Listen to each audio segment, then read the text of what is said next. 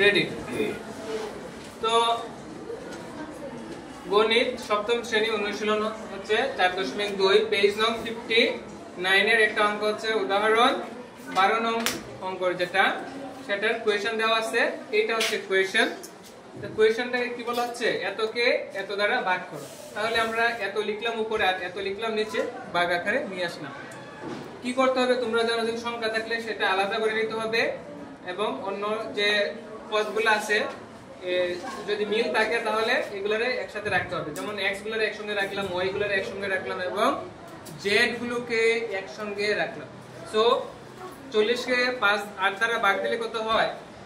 5 আর মাইনাসটা তো অবশ্যই দিতে হবে, মাইনাস থেকে যাবে এখানে -5। আর তোমরা যে সূত্রটা শিখলা বেজে বেজে সমান হইলে পাওয়ারটা মাইনাস হয়ে যায়, তাহলে 8 থেকে 4 মাইনাস করলাম। সেম কাজটা এখানেও করা হয়েছে, y to the power 10 - 2 into z to the power 5 - 4। এখন একটু হিসাব করে নিতে হবে। -5 ঠিক রাখলাম, এখানে হিসাব করলে x টু দ্য পাওয়ার 4 হয়, এখানে হিসাব করলে 10 থেকে 2 চলে গেলে 8 হয়, y টু দ্য পাওয়ার 8 এবং 5 থেকে 4 চলে গেলে 1 থাকে।